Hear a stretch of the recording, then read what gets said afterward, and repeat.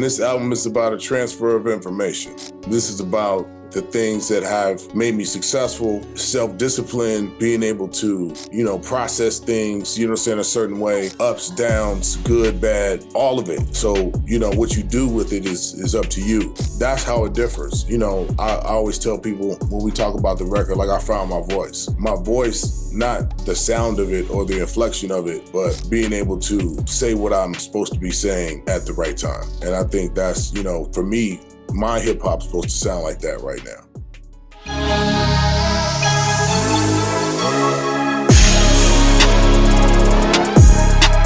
What up, it's Mr. X to the Z Xzibit. What's up, guys? It's Andy Frisella. This is your boy, Foul Monk. This is Ryan Serhant. This is Shingy. Hi, it's Patrick Bedlivin. Sonia Zarvatani. This is Director X. Hey, everybody, I'm Forbes Riley. Yo, this is Goldie. This is Amberly Lago. This is Chris Voss. Michael Francis here. Yo, this is Charlie Tuna. Hey, what's up? It's Billie Jean. And you're listening to The Run GpG podcast. I'm going to go hang out and listen to David's next podcast from The Run GpG. You might hear something you like. Peace.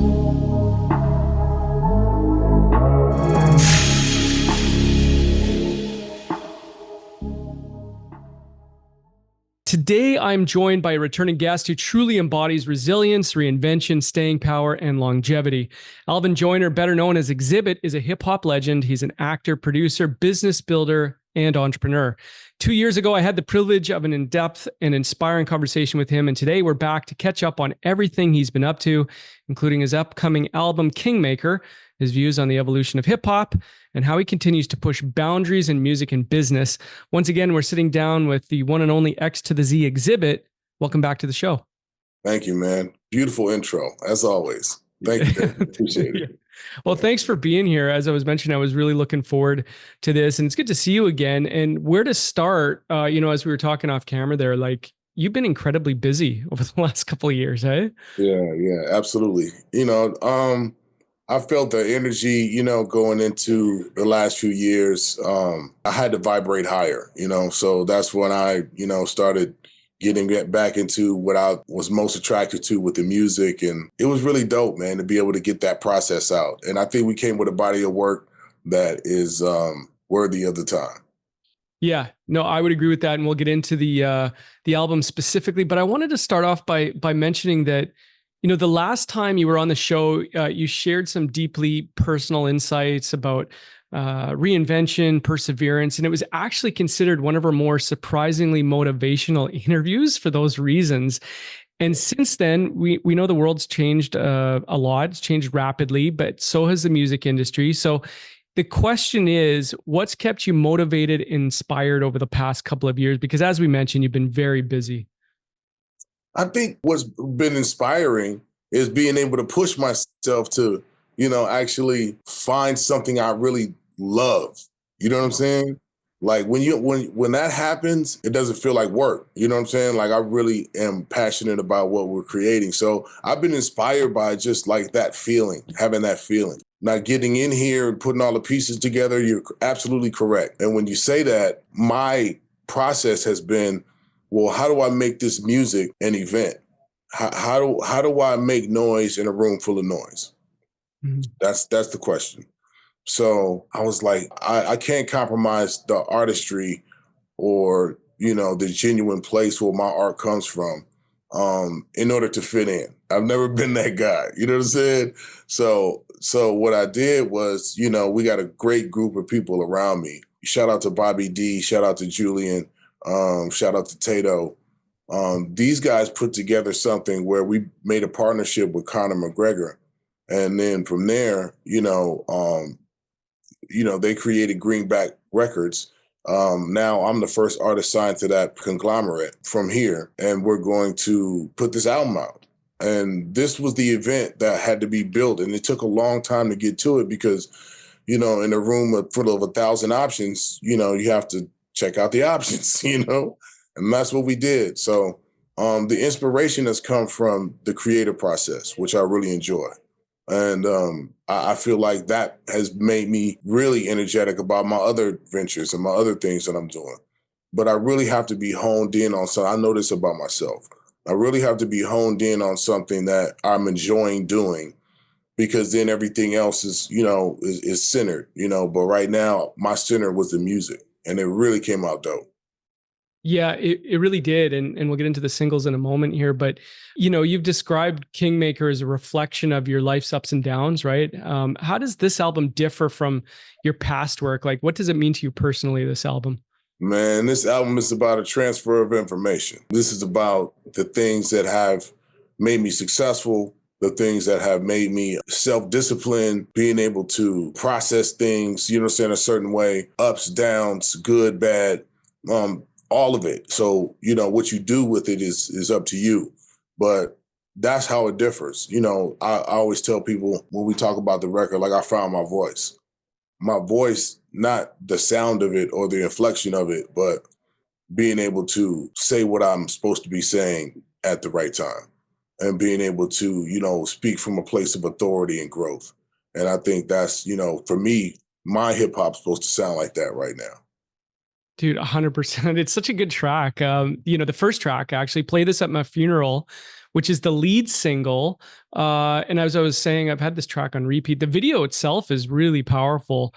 You've called it, and I heard you say it, your State of the Union. So what's the theme and the message you were going for with this track? Because it's a real introspective piece, right? Like I was watching it going, damn, like for guys our age, X, it's a pretty powerful track, I think we're roughly the same age, but the video and the song itself, like what were you going for there? Because it really hits, Yeah, I think I was going for the truth, man, hindsight is 20/20.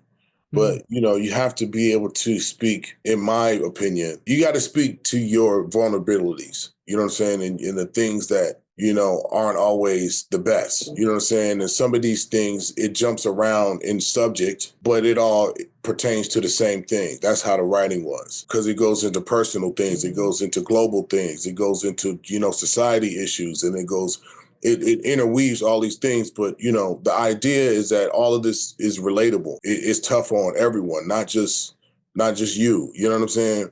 And so I think the video symbolizes getting through all of that and realizing the better days are ahead of us, right? And so that's the whole, concept of where I was at mentally for that song. Is it about me actually dying? No, it is not. But it's that final feeling that, like, if this is what I want to be said about me when I'm not here, you know what I'm saying? Like this, I will always stand on these principles. I will always stand on these things that I feel are not are unjust. I will always stand on that square. And so that's where that song came from. It almost sounds like your opus in a way. Right. That's really what it's supposed to sound like. That's what the music is like that. The music is dramatic, a lot of voices, a lot of strings, very dramatic. It's definitely a good intro for the Kingmaker album. Yeah, it's very dramatic. And the process of making the video, because the video is quite powerful too. Like it's a really powerful, and I think you racked up 1 million views in the first couple days, I believe. Yeah. It was wild. What was the creative process of making the video? Like who came up with the concept and everything? Well, I did. There's this scene in Forrest Gump, right? Follow me here. So there's a scene in Forrest Gump, and it's when Lieutenant Dan was they weren't catching any shrimp on the boat, and it was a big storm coming, and Lieutenant Dan got the bottle and started drinking, and he's trying to have it out with God. And so, that scene always, and then at the end of the storm, he was swimming. You remember he was backstroking in the water, right? He had a real breakthrough. And so that scene always stuck with me for some reason.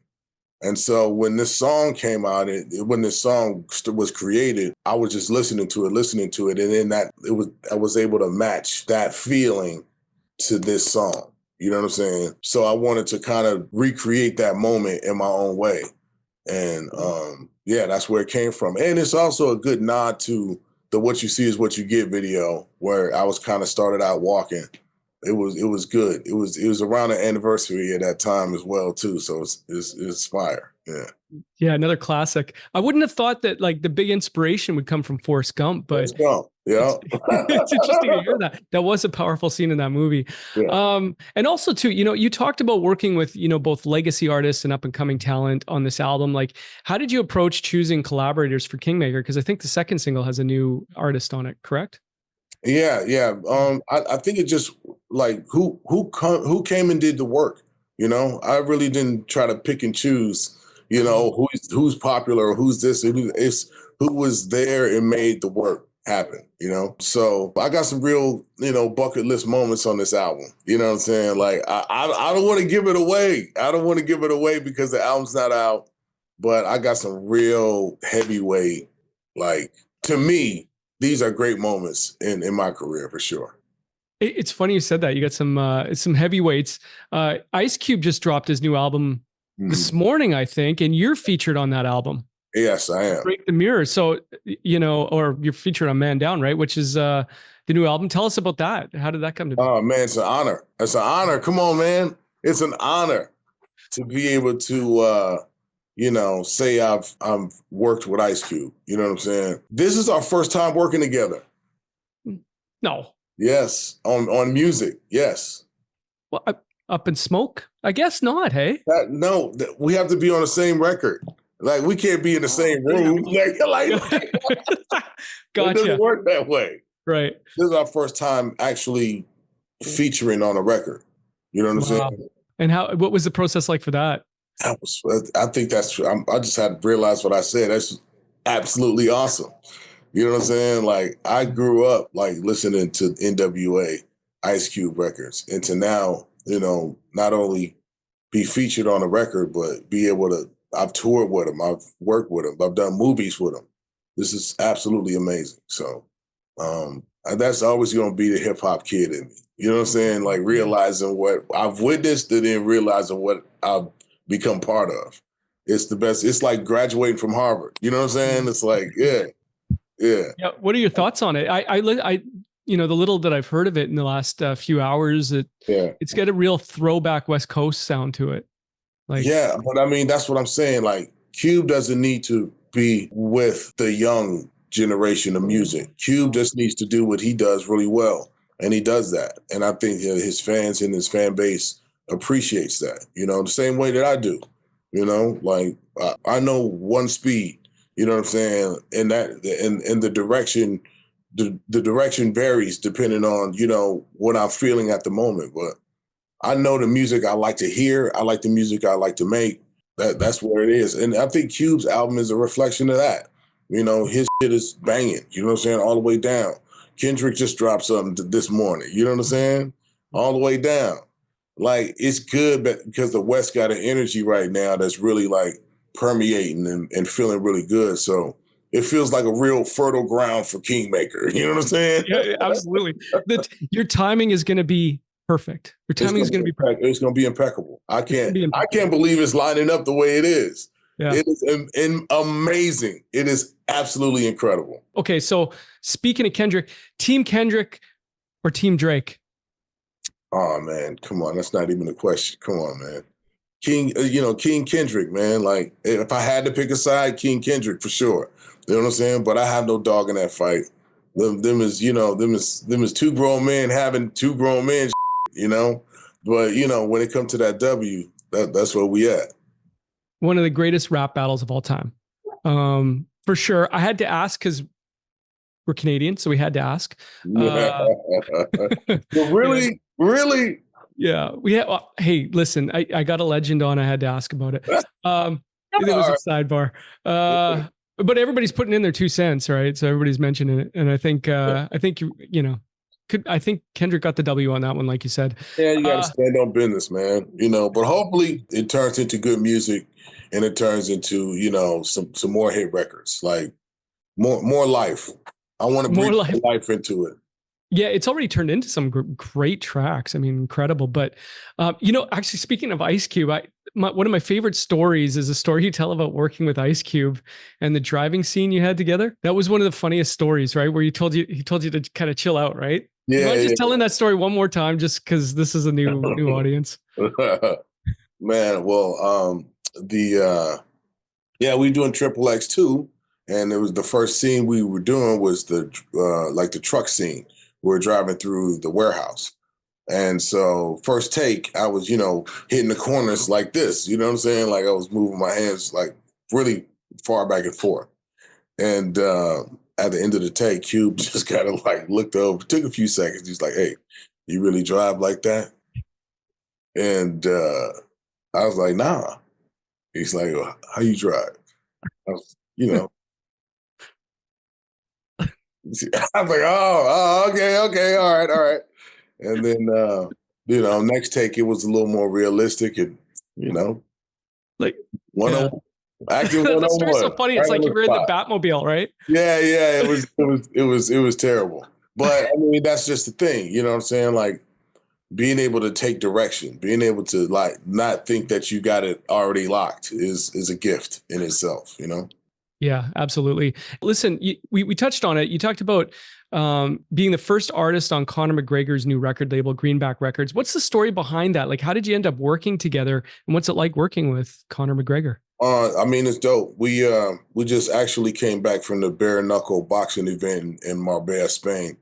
And that was fun, man, meeting up with him for the first time. And before that, I was in Europe doing some shows, and I went to Ireland, got with the Greenback Record guys. We had a nice little boot camp. We all stayed in the studio and just kind of vibe with each other, figured out, what the next year is going to look like. And then we all went to Spain, had a nice little get together over there. And now it's back to work to the States. That's where I just came from. So being on his label, these guys are business guys, music guys. They do a lot of touring over there. So he put together a solid team of, both people on the boots on the ground and in the boardroom. So it was a new venture and it was exciting to hear about it. I like getting into things and building it from the ground up. So it was good for me to be able to have that opportunity. My album was ready. It just kind of lined up the way it's supposed to. And I liked what they were talking about. So, we got together, made that happen. And now we're here, we dropping music. The videos look fantastic. The penetration has been good. We just getting started. We knew we were going to have to ramp up. So that we're in the process of ramping up right now. We putting our pieces in the right places. That's all I have to say.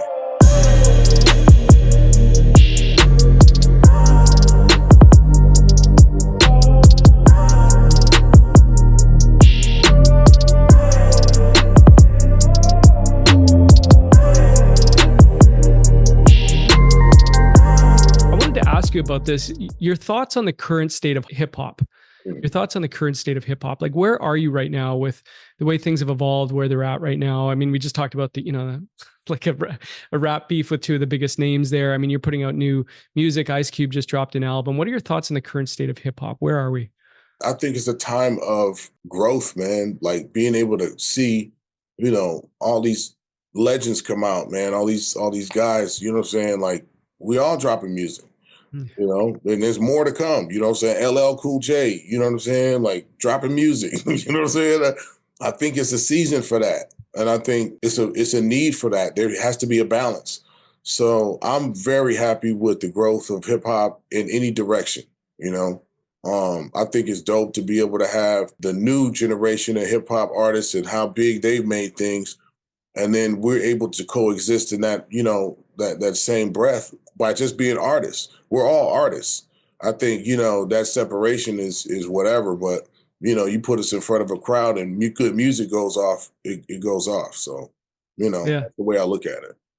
Who are you currently listening to? Obviously your contemporaries, but is there anybody that we'd be surprised by? Man, I'm listening to a lot of like the new releases. I'm listening to that. You know what I'm saying? I've heard that, but I listen to a lot of different like Peter Gabriel and all kinds of, you know what I'm saying? Like I listen to all the, the 60s station on Sirius, I rarely tune in because I'm working on a different thing, you know what I'm saying? So I don't want to get stuck in, any kind of rut. And so creatively, I kind of just stay to my own like creative taste, what I'm needing at the moment. And then I get back to working on the shit I'm working on. Yeah, we it was funny. We had Pharoah Monch on the show, and he was talking about, the dark dystopian stuff he was listening to on his last album, right? It's funny sometimes when I talk to hip hop artists, they're not listening to hip hop 24/7 at all. They're listening. Yeah, no. Yeah, I mean, I've listened to it my whole life, so Yeah. I can go find what if I'm not needing to listen to something, I'll go find it and I'll listen to that. But as far as like the noise, I can't keep up. You know what I'm saying? Like I can't keep up. It takes up too much bandwidth. I gotta listen to what I need to listen to, and then I'm off to something else that's just like not stressful.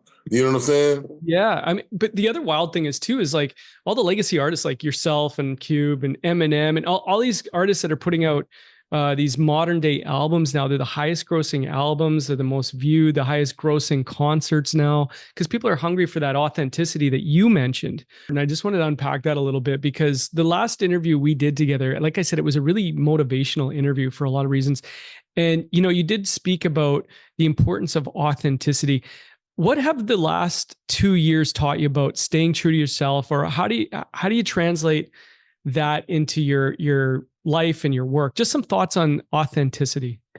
To be authentic, to be purely what you say you are, or your word must mean what you say. You got to say what you mean. That's what my father always taught me about being who I am. So to the root of it, you have a moral compass. You have things that you have your rights, your wrongs, your ups. You know what you're doing before you do it. So to be authentic is to be true to the values that say yes, yes, no, no, no, yes, yes, yes, or however you answer all of these questions in the spectrum. And when you start making choices outside of your regular answers is when you become not authentic. You know what I'm saying? And that's why I stay at, some of my principles, some of my things, some of the things that I've, allowed myself to grow out of, you know what I'm saying, have made me solid, right? So I dealt with the consequences of all the choices I made, right? Every choice comes with an invoice. So my authenticity comes from being able to accept my losses as well as my wins, being able to realize that my grass is not greener than anyone else's, still on that. But I have to, be able to stay who I am. Sometimes that makes me take the long way. Sometimes, I'm not coming in first place. You know what I'm saying? But I'm able to look myself in the mirror and understand, like these are choices I've made and they have got me to a point where I can live with myself and I'm very happy with the people around me. And that's a really dope thing to have, right? I didn't always realize what was important. You know what I'm saying? So now being able to have lived long enough to be able to have that insight, have that wisdom of, realizing what is important and the other things are just stuff. It's just stuff, right? Money comes, money goes, money comes, money goes. It's not just about the stuff. I have a spoken word project, a song on my project called Success. will.i.am produced it. It's really, really dope because it's not even anything I would ever dream of doing before, but it's this spoken word thing that called Success that is really honing in on what we're talking about right now. And I think it's really dope that I was able to get that out and prepare it for the world. So well said. And speaking of which, sometimes when we talk about like reinvention, that was something you talked about the last time we talked. Sometimes we think of it as a one-time event, but it seems like you've continued to evolve and adapt even since we last spoke, right? So what does reinvention look like for you now, or how do you maintain that drive to keep going? We talked about it at the beginning a little bit, but what drives you day after day? I mean, I'm just driven by what I've been able to do. You know what I'm saying? Like I don't know how to go backwards. My drive is always forward. You know what I'm saying? So when I adapt to things, it's not because I find something interesting in what I'm doing. I'm passionate about it. So when I have that feeling about it, that's when I go to it. You know what I'm saying? And then you have to take into account the time factor. Like I want to spend my time differently now, and I don't want to invest, the wrong time into something, right? That's the most important thing. So between those things, I make decisions on what I'm going to do. And then I do it because I feel like I have something to add, not just because I want to get into space and make a buck. You know what I'm saying? Like, I have something to add here. Like, this is how I see something cool that could go in the middle of what's happening here. And that's how I make my decisions. And so, like, wherever I pivot in what we're doing, there's a little piece of like, I was able to be creative and use what I got. You know what I'm saying? That's how it goes. That's how it's supposed to be. Isn't it interesting what happens at a certain age, like that we get to X? Like we get to a certain age, we go, we don't want to waste time anymore. Like we just want to spend time on, you think you're probably, I mean, I think we're all the same. I think it's a cycle of life. When you're younger, you think you got all the time in the world. As you get older, you go down. Yeah, you feel invincible. I was just talking about that the other day. You feel like, time is something that is on your side. like, and the more you lose your loved ones, the more real life kicks you in the ass. Whether it's great for a great amount of time or a short amount of time. That's where everybody's, the same. You know what I'm saying? Like, we all experience this thing called life.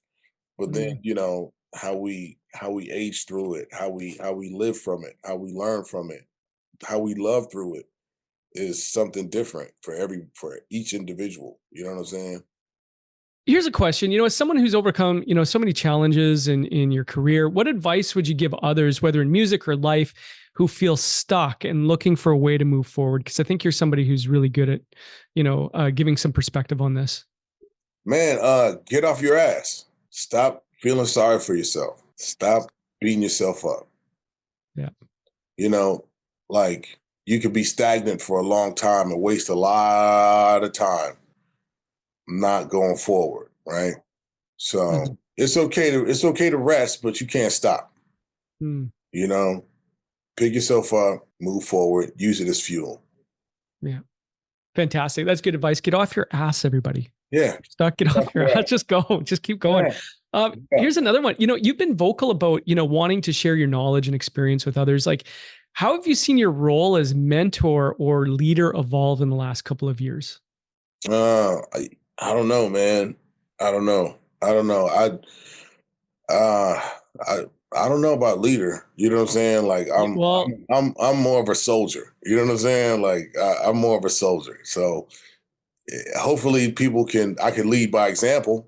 You know what I'm saying? Hopefully I can lead from that place, but I never want to be the leader or the king. Kings get beheaded.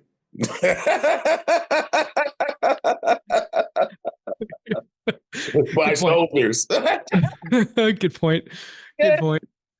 But listen, like, people, you're one of the OGs, man. Like, people look to you as like an icon, a legend, all that type of stuff. So, like it or not, you are in that position, man. Like, I think you really are.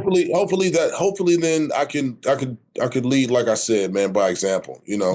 Have I done everything perfect? No. Have I done some good things? Yeah. You know what I'm saying? But that's why I named my album Kingmaker, because take what you need from this, like learn from it. You know what I'm saying? Like, because I've said some really cool shit on the record.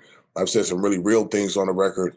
I've got a lot off my chest, and I feel like, these are the things and the principles that have made me successful. So, do with it what you will. Kingmaker. Yeah. Kingmaker. I love it. Okay. So looking ahead, I think you mentioned that you considered retiring after Kingmaker, but then you hinted that this may not be the end. So, what's changed there, and what can fans expect from you moving forward? I don't know. I think that shit is fire. I got a new battery in my back.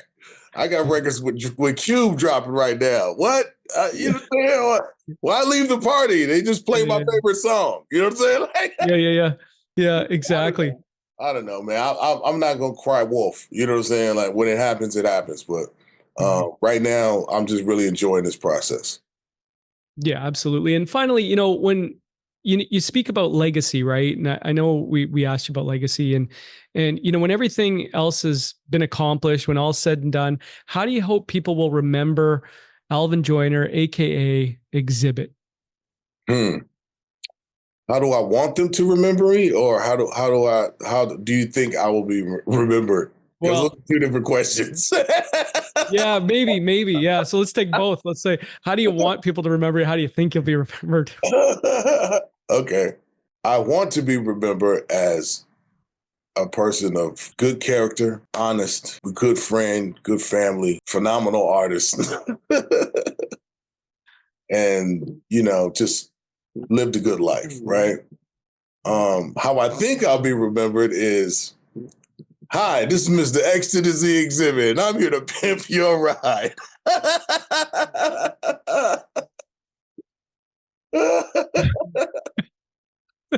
No, I don't know, man. No, I think it'll be dope, man. However they do it is however they do it. But, I do want to stand on the principle of being a good guy. That's it. You know what I'm saying? Just good to all my people. Like that was cool. I'm good with that. I don't want to be the king of the world. I just want to be heard. You know what I'm saying? I just want my music to be heard. I want my movies and film, TV, and all that to be heard. I want people to enjoy the creativity that we put into our events and our products, you know what I'm saying, and our stores. You know what I'm saying? Like, and then leave something for my kids. So my kids are going to be the testament to what my legacy is. Yeah. That's what it's going to be, There'll be no doubt there.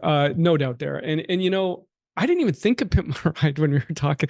Like when I was putting this together, I was putting some notes together and we were talking about Kim. I didn't even think about it till you brought it up. But, yeah, I know. But listen, you said how I want and what I think. Nah, that's how you think. Honestly, like I think you've made some of the best music you've ever made recently. And I'm an aficionado. I've been around a minute, and I listen to a lot of this stuff, and thank you, man. I really loved it, man. And trust me, some hip hop heads that I know really well have said that Play This at My Funeral is one of their favorite tracks, recent tracks. So you're going to be hearing a lot of it, and I'm sure we're going to be hearing a lot more from the album. It drops early 2025. Absolutely, I think we're coming out in February. Yeah. Oh, okay. Yeah. There's a few other things that we're going to drop before that. So, we're going to drop, a few songs before actual album drop. And, man, I don't want to spoil it for you, but we got some real heavyweight coming. I'm really excited. Yeah. Listen, I think I know. I think I know. I think I know. So I'll be waiting. So, okay, well, wait. Say what it is. Say what do you think it is? So we can have it on record. So okay, on record, I think you got Dre somewhere in there. Mm-hmm. I think you got Dre, mm-hmm.